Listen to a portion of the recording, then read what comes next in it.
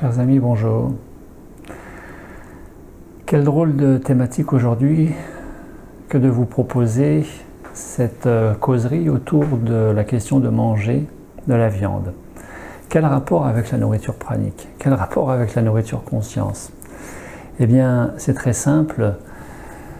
La fameuse phase préparatrice du manger moins, manger mieux, manger plus, manger mieux. Il vaut mieux manger mieux, mettre l'accent sur le manger mieux que sur le manger moins.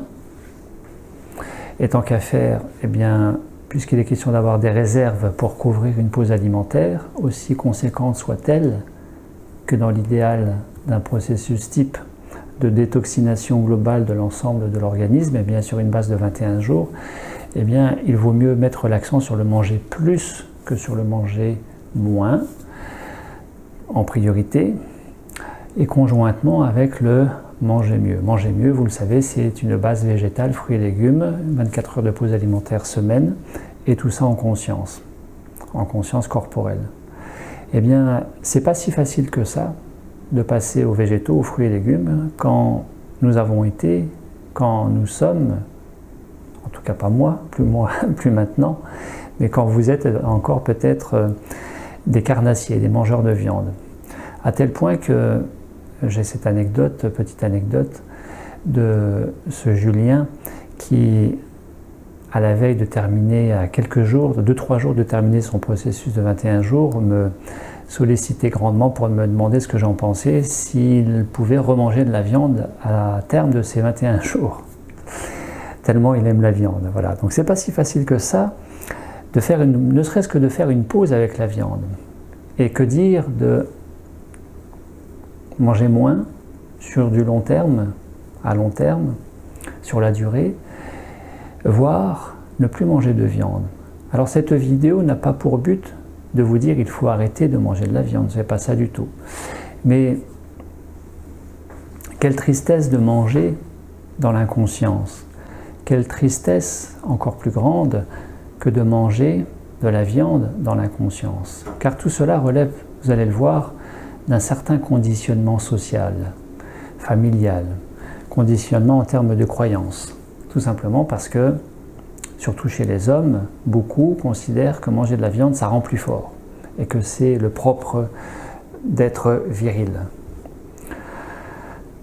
Eh bien, tout ça, ce ne sont que des croyances, ce ne sont que des conditionnements, et derrière, il y a une triste réalité que la viande n'est pas si nourrissante que ça. Nous allons voir tout ça dans le détail.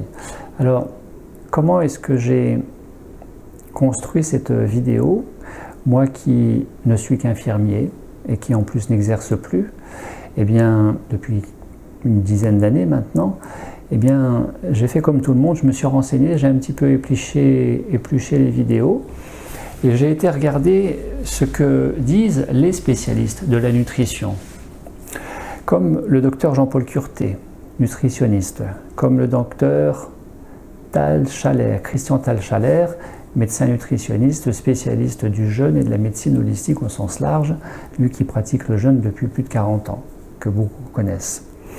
Je me suis aussi penché sur ce que disait le docteur Jean-Michel Cohen, qui est très médiatique, mais aussi les propos du docteur Jérôme Bernard Pelé, médecin nutritionniste, qui est très intéressant.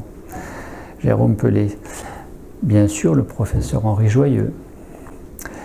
Et puis j'ai découvert, coïncidence, synchronicité ou pas, pour cette vidéo du mois de novembre 2020, que justement le numéro de Biocontact de novembre 2020 parle des protéines végétales versus de la viande.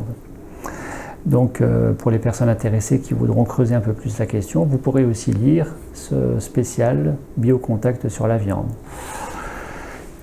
Et puis en illustration vidéo de cette thématique viande, j'ai aussi été écouter ce que disait le grand défendeur de l'écologie, cinéaste et photographe, très médiatisé lui aussi, et pour cause pour ses magnifiques images, vidéos planétaires, Yann Arthus Bertrand. Comment est-ce qu'est venue aussi l'idée de cette vidéo autour de manger ou pas de la viande? Eh bien, C'est parce que j'ai découvert tout récemment, peut-être le mois dernier, j'ai découvert ce film Game of Changers. Game of Changers qui a été produit par James Cameron. James Cameron qui est le même qui a produit la grande superproduction américaine Avatar et qui met en avant une plus grande performance sportive chez les sportifs de haut niveau, grâce à l'alimentation végétale, grâce au fait que ces sportifs de haut niveau ne mangent plus de viande. En effet, cette alimentation orientée végétale témoigne chez les sportifs d'une plus grande performance, d'une plus grande endurance, de moins de blessures, d'une plus grande et plus rapide récupération après l'effort, mais aussi de beaucoup moins de risques de maladies cardiovasculaires, de cancer du côlon, beaucoup moins de risques de diabète, d'obésité, de maladies d'Alzheimer, parce que, comme ces sportifs de haut niveau, vous mangez moins de viande, vous générez moins d'inflammation dans le corps, puisque la viande est l'aliment le plus inflammatoire. La viande est l'aliment le plus inflammatoire, avec en particulier le fer, qui est très inflammatoire quand nous n'en avons pas tant besoin que ça, quand nous avons notre dose ou dosage journalier. Eh bien, manger plus de fer qu'il n'y a besoin produit des complications métaboliques au niveau de l'organisme. Et puis il y a, vous savez, la viande, c'est de la protéine, et la protéine est constituée d'acides aminés. Et parmi ces acides aminés, il y a en particulier la leucine. La leucine qui est très inflammatoire, qui accélère le vieillissement, qui augmente les pathologies, les maladies dégénératives liées à l'âge, et qui fait que, comme la viande et comme les produits laitiers, vous serez plus facilement malade dû à cet excès de viande. Chose que vous ne connaîtrez pas avec un excès de végétal, fruits et légumes. J'ai particulièrement apprécié la classification proposée par Christian Thalschaller autour de l'alimentation au sens large sur ces 4 grandes catégories. Il y a l'alimentation biogénique. Biogénique veut dire que cela apporte de la vie. Biogénique parce que de très haute fréquence vibratoire, puisqu'elle est de plus de 12 500 unités bovis. Eh bien, vous retrouvez là-dedans, dans cette catégorie, les algues marines, vous retrouvez les graines germées par exemple. Vous avez, après l'alimentation biogénique, vous avez l'alimentation bioactive. Et bioactive, ça veut dire qui entretient la vie. Bioactive voulant dire aussi d'une fréquence vibratoire supérieure à 7000 unités bovis. Eh bien, vous avez dans ce rayon, justement, les végétaux, fruits et légumes. Vous avez les oléagineux. Après l'alimentation biogénique, bioactive, vous avez les biostatiques. Biostatiques voulant dire que ça ralentit les processus liés à la vie. C'est par exemple la nourriture congelée, la nourriture cuite. Et cette alimentation a tendance à se priver l'organisme de vitamines, de minéraux. Enfin, après l'alimentation biostatique, biogénique, bioactive, biostatique, vous avez l'alimentation biocidique. Et biocidique est le propre d'une alimentation dont la fréquence vibratoire, le rayonnement énergétique est inférieur à 3500 unités bovis et parfois même inférieur à 1000 unités bovis. Eh bien, vous avez dans ce dernier rayon, justement, les viandes, les produits chimiques, les produits industriels, tout ce qui a été transformé par l'industrie humaine, l'industrie agroalimentaire. En conclusion de cette classification, il faut retenir que tout simplement la nourriture la plus nourrissante et vitalisante pour l'organisme, c'est l'alimentation 3V, les végétaux, fruits et légumes, les graines germées, les oléagineux, de préférence le cru plutôt que le cuit. Tout cela est bon pour la santé car cela apporte de l'énergie. Et puis inversement, vous avez cette alimentation qui baisse en vitalité, pauvre énergétiquement, qui n'a que peu d'intérêt finalement d'un point de vue nutritionnel, c'est tout ce qui est viande et produits industriels. Et puis certaines personnes parmi vous contesteraient cette approche parce que il y a justement cette croyance, conviction qu'il faut manger de la viande, qu'on ne peut pas vivre sans viande. Et que c'est la viande qui permet d'avoir l'énergie, la force, etc., pour vivre tout au long de la journée. Eh bien, que dire dans la nature de ces animaux les plus forts que sont le cheval, le taureau, qui eux ne mangent absolument pas de viande. Que dire aussi dans la brousse, la savane, des rhinocéros, des hippopotames, mais aussi des éléphants, des gorilles qui tous, absolument tous, sont végétariens. Il faut se rappeler que la viande apporte la protéine et que la protéine est constituée d'acides aminés, mais que tous ces animaux dont l'être humain en fait un repas dans son assiette, par exemple de la viande de cheval, de la viande de taureau, et même en Afrique vous avez des restaurants, vous allez au Kenya, vous avez des restaurants pour goûter la viande de serpent, la viande d'éléphant, la viande de zèbre, etc., etc. Et bien tous ces animaux se nourrissent exclusivement de végétaux. Et donc l'acide aminé qui est constitutif de la protéine animale n'est pas de la viande. À la base, c'est du végétal. C'est quand même intéressant à le noter. Preuve en est tous ces exemples de sportifs de haut niveau qui ont réalisé de véritables performances, exploits, en étant complètement végétariens et pour la plupart depuis des années. Exemple, Carl Lewis, dont je ne savais pas qu'il était végétarien et a remporté tous ses succès à l'âge de 30 ans. Entre 1984 et 1996, il a quand même remporté 9 médailles d'or. Vous avez ce médaillé olympique, 4 fois médaille d'or aux Jeux Olympiques en 1956 et en 1960, Rose Murray, spécialiste de la natation qui lui aussi était végétarien. Vous avez aussi Edwin Moses, grand spécialiste du 400 mètres haies, qui a été récompensé de 2 médailles d'or en 1976 et en 1984, lui qui a été quand même invaincu en 122 victoires consécutives. Vous avez toujours en athlétisme Morgan Mitchell, 2 fois championne australienne du 400 mètres. Mike Tyson, l'ultra célébrissime connu Mike Tyson, depuis qu'il a arrêté la compétition, parce qu'il voulait devenir quelqu'un d'autre, il voulait passer à autre chose, évoluer avec lui-même à titre personnel et aussi dans sa santé, est devenu complètement végétarien, il dit vegan. Vous avez en Formule 1 Lewis Hamilton, qui est végétarien. Vous avez le champion du monde de levée de poids, l'homme le plus fort du monde, qui a été récompensé plusieurs fois pour ce titre mondial, le germanique iranien Patrick Baboumian, qui lui soulève 550 kg. Vous avez ce champion du monde, plusieurs fois champion du monde de bras de fer, Alexei Vaoveda, qui est aussi végétarien. Que dire aussi de Venus et Serena Williams, les 2 sœurs Williams en tennis, qui elles aussi sont végétariennes. Et puis vous avez Novak Djokovic, qui mange ni produits carnassiers ni gluten. Vous avez John Salé, ancien joueur de la NBA, donc du basket américain, la NBA, et qui est depuis devenu acteur et producteur, qui lui aussi est végétarien. Et puis ce 6 fois champion du monde d'Ironman, Dave Scott, etc., etc. En regardant, en épluchant toutes ces bases vidéo, j'ai aussi découvert, chose que je ne savais absolument pas, que dans l'Antiquité, dans l'Antiquité grecque et romaine, vous aviez ces Spartiates et gladiateurs des arènes qui étaient pour la plupart végétariens, puisqu'on les appelait les Ordeari. Ordeari voulant dire mangeurs ou bouffeurs de haricots.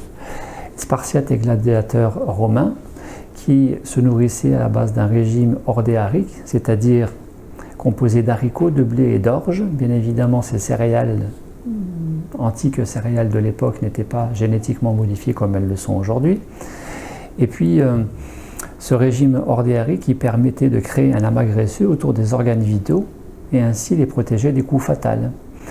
Comment est-ce que cela a été mis à jour? Eh bien, en Turquie, il y a à Éphèse un cimetière, dit cimetière de gladiateurs, où ont été exhumés 68 gladiateurs, analysés sous microscope plus de 5000 ossements, où il a été constaté qu'ils se caractérisaient par une très forte densité minérale. Ces Spartiates et gladiateurs qui, paraît-il, buvaient même une potion à base de cendres de plantes pour cicatriser les os fracturés.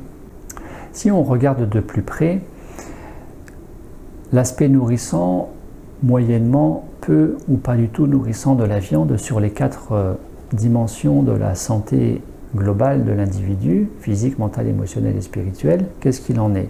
Eh bien, d'un point de vue physique, nous savons maintenant que la viande classé en aliment biocidique, n'est pas ce qui apporte le plus de vitalité, d'énergie et même de richesse nutritionnelle à l'organisme.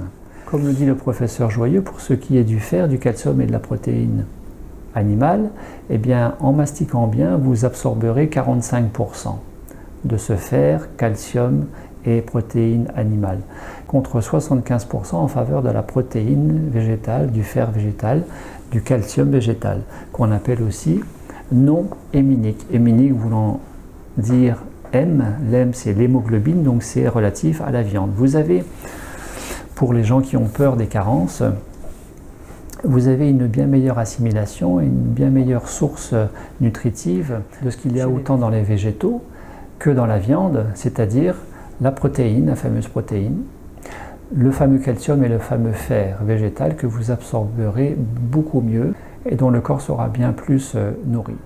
En réalité, les chiffres montrent qu'aujourd'hui, nous mangeons, en tout cas vous mangez, les Français et les êtres humains sur la planète, avec une nette augmentation de la consommation de viande dans les pays émergents en Asie, en particulier l'Inde, la Chine, eh bien, l'être humain mange au minimum 2 fois trop de viande, puisque les besoins réels en protéines sont de 0,80 g par kilo et par jour, alors qu'en moyenne, l'être humain en mange 1,47 g par kilo et par jour. Tout cela peut être du fait de ce à quoi le mental se raccroche pour dire qu'il faut manger de la viande en termes de croyance, puisque ça rendrait plus fort, et qui manifestement n'est pas le cas quand on regarde ses performances sportives chez l'être humain, mais aussi les animaux dans la nature, les plus forts, rhinocéros, hippopotames, éléphants, etc., qui eux sont 100% végétariens. Il y a quand même quelque part une anomalie. Une anomalie dans la façon de regarder de considérer la question de manger de la viande chez ces mangeurs de viande, qui en plus en mangent de trop. D'un point de vue émotionnel, comment est-ce que la viande nourrit émotionnellement? Alors bien des études ont montré que chez la plupart des carnassiers, des mangeurs de viande, il était retrouvé une tendance plus belliqueuse, plus agressive dans le rapport à l'autre, et puis un niveau plus fort d'autoritarisme. Donc ça veut dire que la viande, en termes de facteurs d'alignement de ces 4 niveaux, physique, mental, émotionnel et spirituel, manifestement, à l'évidence, n'est pas facteur le plus alignant. Au niveau social, la viande eh bien, reste très ancrée dans les mœurs. Beaucoup mangent encore beaucoup et beaucoup trop de viande, et à tel point que le végétarien, celui qui n'en mange pas, temporairement, une fois, parce qu'il veut s'alléger dans sa digestion, ou qui a radicalement arrêté la viande, aura peut-être un petit peu plus de mal dans son entourage à faire passer cette idée. Bien des personnes sont encore attachées à manger de la viande et ont du mal à accepter celui qui n'en mange plus. D'un point de vue social, comment se place la personne qui ne mange que très peu, voire pas du tout de viande? Eh bien, le constat est que souvent, il doit s'affirmer et revendiquer qu'il n'en mange plus, justement parce que ça dérange facilement son entourage, à tel point la viande reste centrale dans le régime du bon Gaulois que le français est. Et puis, autre phénomène de société, la plupart des gens ne veulent pas que les animaux souffrent ou soient maltraités. Et pour autant, ces mangeurs de viande acceptent bien l'idée que la viande qui se retrouve dans leur assiette vient de ces animaux, de ces mêmes animaux qui ont été maltraités car élevés en élevage industriel intensif, entassés les uns sur les autres, où ils ne voient pas la plupart du temps la lumière du soleil, la lumière extérieure, où ils sont élevés à coups d'OGM, arrosés de glyphosate et d'antibiotiques, ce qui a fait l'objet d'études universitaires et donc du paradoxe de la viande, intitulé comme tel par le psychologue Steve Lugnan. Vous avez cette caricature chez le bouddhiste, dans l'Himalaya, en Asie, où j'ai moi-même vu ces boucheries à destination des Indiens et des Tibétains dans l'Himalaya, que ce soit au Ladakh, dans le nord de l'Inde, que ce soit au Bhoutan. eh bien vous avez ces boucheries à destination des bouddhistes et qui pour autant bouddhistes ne tueraient pas le moindre animal mais qui conçoivent de manger l'animal mort parce que justement l'animal est mort. Finalement ne se souciant que de très peu de comment est-ce que l'animal est mort. C'est le fameux paradoxe de la viande. Et puis d'un point de vue spirituel, comment est-ce que la viande va nourrir l'individu dans sa dimension dynamique sphère spirituelle? D'un point de vue spirituel, si la conscience d'unité s'exprime pleinement et reconnaît en chacun le principe de l'unité, que nous sommes tous un, issus de cette même source, eh bien, comment est-il encore possible de manger de la viande? Vous savez que dans les élevages dits industriels à grande échelle, intensifs, eh bien, l'animal est immunosupprimé parce que tout simplement stressé, élevé dans de grandes conditions déplorables, et ces animaux qui hébergent des virus et des bactéries, comme la grippe porcine, comme la grippe aviaire. Ces animaux à qui ils vont être administrés des antibiotiques à grande échelle, à large dose, qui va créer des antibiorésistances. Et puis, vous savez que dans un hangar où il y a des dizaines de milliers de poulets, ou des milliers de cochons, ou des milliers de bœufs, de vaches, quand un animal est malade, c'est tout le troupeau qui est traité de façon préventive, ce qui va générer de la résistance bactérienne, une antibiorésistance bactérienne, et ce à quoi les gens vont dire mais c'est pas grave parce que la viande est cuite. Sauf que quand c'est cuit, comme le dit le docteur Jean-Paul Curté, eh bien cela va créer des endotoxines qui deviennent alors très toxiques pour l'organisme humain. Tout cela favorisant, une fois encore, les processus inflammatoires pour l'organisme. La viande est l'alimentation la plus inflammatoire pour l'organisme. À partir de ce trop de fer constitué dans la viande, ce que vous ne retrouverez pas dans le fer végétal, à partir des acides gras propres à la viande, à partir des acides aminés comme la leucine qui est très inflammatoire, elle aussi, à partir des OGM et des glyphosates que nous donnons à manger aux animaux. Tout cela favorisant par les processus inflammatoires une accélération du vieillissement, donc une augmentation des maladies et une mort prématurée chez l'être humain du fait d'avoir mangé trop de viande. Je n'ai pas distingué la viande maigre de la viande grasse, la viande blanche de la viande rouge, le poisson de la charcuterie. La charcuterie étant de la viande transformée et salée, dont le sel érode les parois de l'intestin et laisse passer des substances toxiques et ainsi va expliquer pourquoi la viande est cancérigène, en particulier pour le côlon.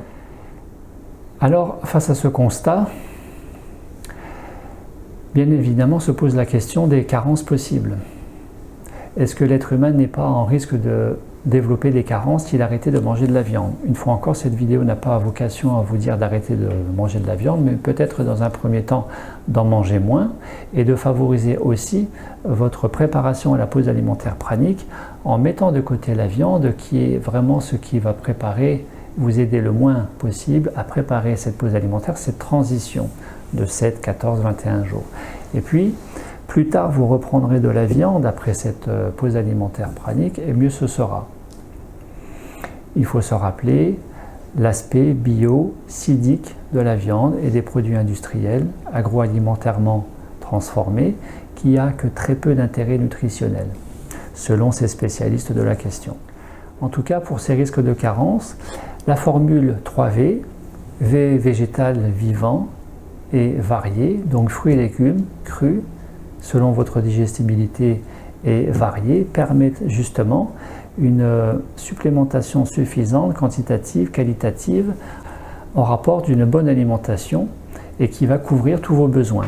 En particulier si vous prenez du soja, du quinoa, de la graine de chia, des algues, des lentilles, des pois chiches, du persil, tout cela est très bon pour le fer, pour les protéines. Pour le calcium, rappelez-vous, vous avez le lait végétal, vous avez les choux, les brocolis, les amandes, le tofu, tout cela est extrêmement bon pour le calcium.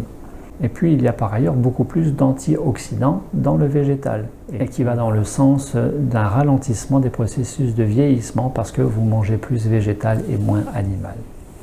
Alors comment faire pour réduire son alimentation carnassière? Est-ce que c'est de savoir, d'apprendre, de découvrir qu'il faut 15 000 litres d'eau entre le fourrage et les céréales pour nourrir un bœuf et produire 1 kg de bœuf? Est-ce que c'est de se rappeler dans ce cas-là que l'eau est bien plus précieuse que le pétrole, l'or et les diamants de toute la planète réunis? Est-ce que c'est de se rappeler, de se dire, de savoir, d'apprendre que tous les ans, une superficie en forêt tropicale équivalente à la taille de la Belgique est déforestée pour la production céréalière qui, elle, va servir à nourrir le bétail? Et qui, cette production céréalière, suffirait à résorber la famine dans le monde. À elle seule suffirait à résorber la famine dans le monde. Est-ce que c'est de se dire que l'élevage industriel émet autant de gaz à effet de serre que le transport? Ou est-ce que c'est encore de se dire que l'élevage industriel intensif produit une viande stressée, car élevée en espace clos, exigu, sans jamais voir la lumière du jour, à coup d'hormones de croissance et d'antibiotiques? Vous pouvez aussi, si vous voulez vous imprégner de cette sensation de dégoût que moi-même j'ai ressenti en découvrant ce YouTuber spécialisé dans les concours de manger le plus de viande possible, qui s'appelle Alan, je crois du 92, région parisienne, eh bien vous pouvez parcourir quelques-unes de ces vidéos, puisque Alan fait des concours et des orgies de viande, de manger le plus de burgers possible, de pizzas possible, de hot dogs possible. Alors Alan, il est jeune, il est beau, il fait du sport, il a une belle voiture de sport. Et en le voyant, je me dis, Alan, lève le pied sur la viande, parce que justement tu es beau, tu es jeune, tu as encore la santé, mais ça risque fort de ne pas durer encore trop longtemps. On s'en rend compte une fois que c'est presque trop tard. Donc Alan, c'est vraiment de trop. C'est vraiment de trop. Tu es en train de t'intoxiquer. Tu es en train d'agresser terriblement ton corps, et puis ton organisme, et puis tes intestins.